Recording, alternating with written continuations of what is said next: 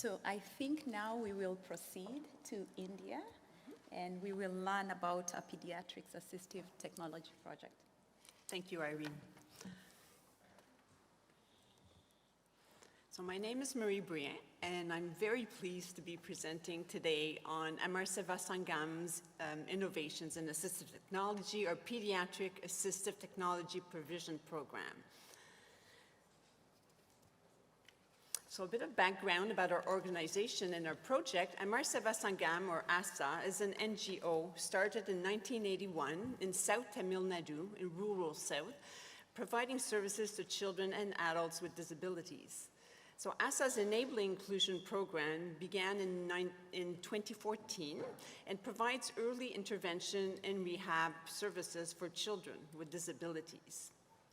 So in October 2020, we launched a pediatric AT provision program that was needed to provide pediatric assistive products by responding to local barriers to AT access with specific solutions. So how does our project blend in with the Zero Project 2023 themes? Well, we contribute to independent living by enabling right-based AT access and equal opportunities at all ages, pediatric and adults. Our pediatric AT provision maximizes child development and functional independence from an early age. We also enable accessibility and inclusion, access to education, children's participation in school with their peers. We maximize involvement in community life. And I will demonstrate our proven impact, innovation, and scalability. And you see below some of the children on the picture who have benefited from our AT provision program. So what are the innovative aspects of our pediatric AT provision program? Well, we identify local AT barriers and facilitators using an organizational and regional level survey that we have developed. That survey is based on the WHO's Priority Assistive Product List, or APL, and also based on the principles of AT access, so the 5 A's and Q's, which I will describe later. We respond to local barriers to AT access in low-resource rural India with specific solutions that have been identified by the stakeholders. So it catalyzes AT access by supporting various stakeholder groups. So it supports children with disabilities with outreach AT service provision. We support families by facilitating local AT camps, as well as co-funding for the assistive products. We support the rural rehab specialists with capacity building, a comprehensive AT service provision framework, as well as the procurement process. And we support local AT suppliers with training and expertise. So let's talk about the essence of our program. Well, as I described earlier, it's based on locally identified barriers and facilitators according to the WHO's principles of AT access. And our survey questions are based on accessibility, adaptability, acceptability, affordability, availability, and quality. And all this is at a local, regional level. So what we have done is develop capacity building programs for the rehab service providers on assessment, prescription, order, fit, adaptation, training, and use of APs. We've implemented a decentralized network of AT assessment camps in rural South Tamil Nadu, and our AP service provision as well in that area. We've identified local suppliers for provision, adaptation, and repair of APs. We've developed a shared cost structure according to a detailed socioeconomic assessment. We've developed AT fundraising campaign through Handicare International based in Toronto, Canada. We have community awareness programs in villages, in all the different districts, and parent groups to address the AP-related stigma. And lastly, we provide educational programs for service users and families. So all of this program was developed in response to our survey that we launched in 2020.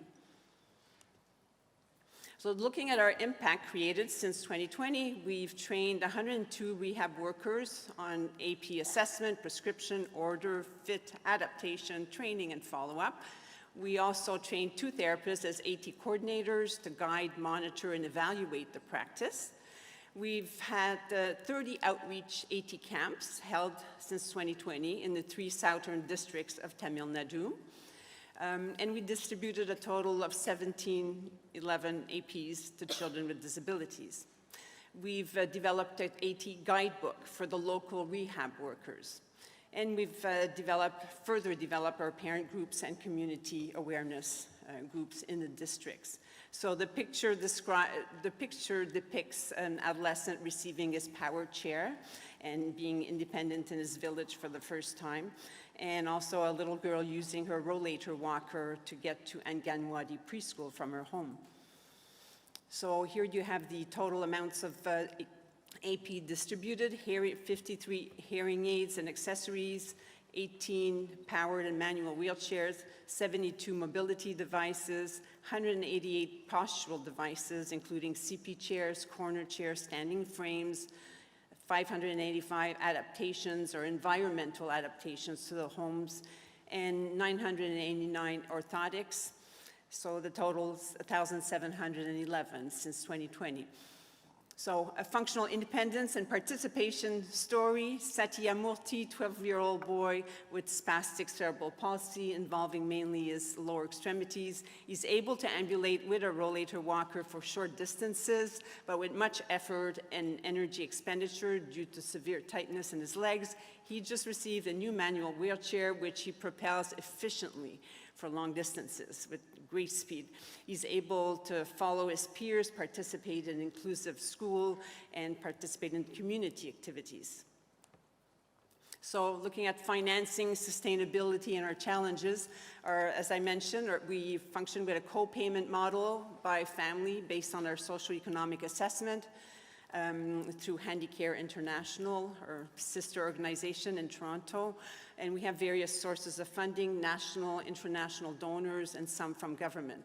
And we plan on expanding our AT program through the Enabling Inclusion program at Amar Seva Sangam, which has already scaled up to 9 licensed partner NGOs in India, as well as globally now in Ethiopia.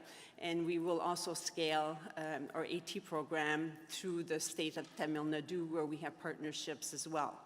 Challenges are creating enabling environments. Physical and social barriers, stigma continue to exist, and that's an ongoing, it's work in progress, as well as team coordination for all the members of the AT provision because of the distant areas needed to contact and deliver equipment. So our next steps are the implementation of our pediatric AT provision module, a module which has been developed to be included in our Enabling Inclusion app. So it's a step-by-step roadmap to AT service provision for each child receiving service. So that will guide the rehab workers to every step of AT access. We plan to scale our model to other organizations and NGOs, which we collaborate with, and we will expand the range, quality, and availability of pediatric mobility aids for a cost-effective supply. And lastly, we will continue to train local and regional vendors for supply, distribution, and servicing of custom postural support devices using sustainable materials. So I thank you very much for your attention.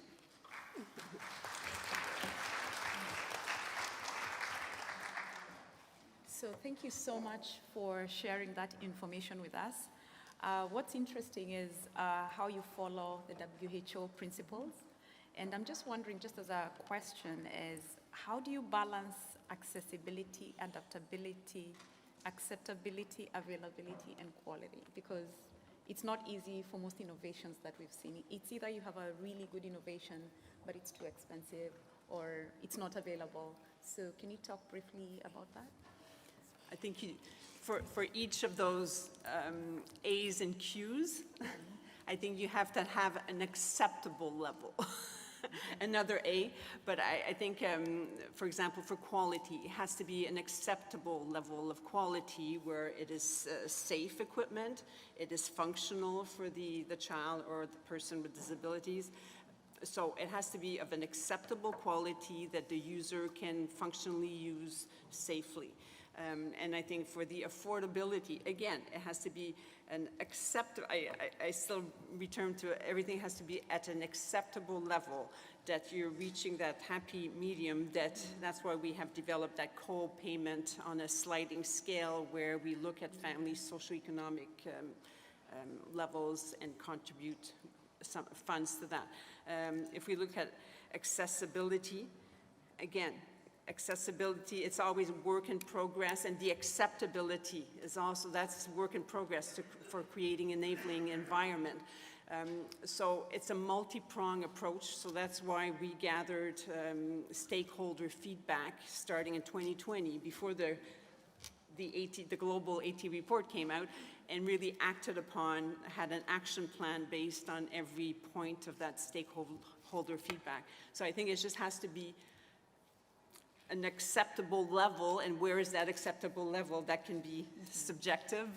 I say as long as you're enabling function for a child and not waiting until they are adolescent or adults to provide the needed equipment, that's really, as a pediatric physiotherapist for 40 years, that is what is in my heart, and that's what we've developed as a program.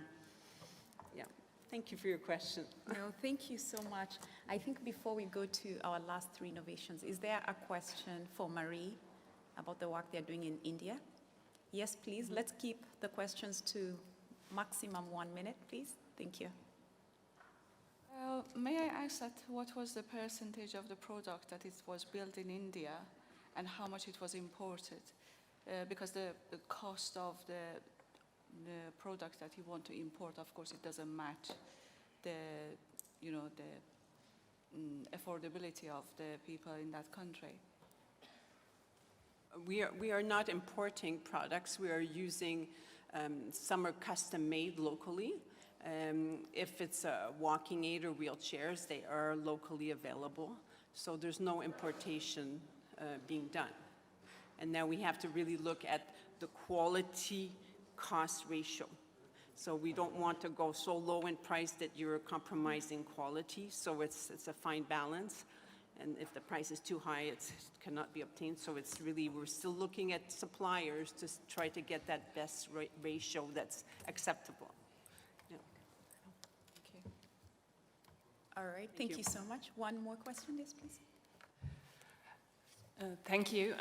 I would be interested how you monitor the outcomes of your AT provision. Yeah.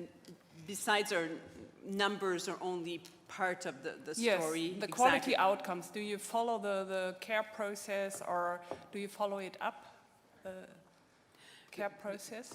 It's a constant reevaluation. I have just spent 6 weeks at Amar Seva Sangam, exactly that, to be looking at not just the numbers of the impact in terms of numbers, but looking at how the equipment is being used by the children and families in their home. So we want to make sure, and that's why we've developed an AT provision module, which will be in our Enabling Inclusion app, that will guide all of the elements of the training and the follow-up and how the equipment is fitting and does it need adaptations. So we have a multitude of sequential questions, step-by-step approach that we really want to ensure that the fit is good, that it is being used within their environment. So it's really a step-by-step approach. So there has to be follow-up by the local therapists or community rehab workers on how it is fitting, how it is being used. And then we also have AT coordinators, 2 AT coordinators on the ground that are monitoring the quality and so on. So it's a team approach. We have community rehab workers, we have physiotherapists and speech therapists, and we also have, you have different people working remotely from Canada. So it's been a big project, but very successful, and it's work in progress. we're constantly trying to upgrade and relook at, are we providing the best AT that meets the needs of each child? So, Thank you.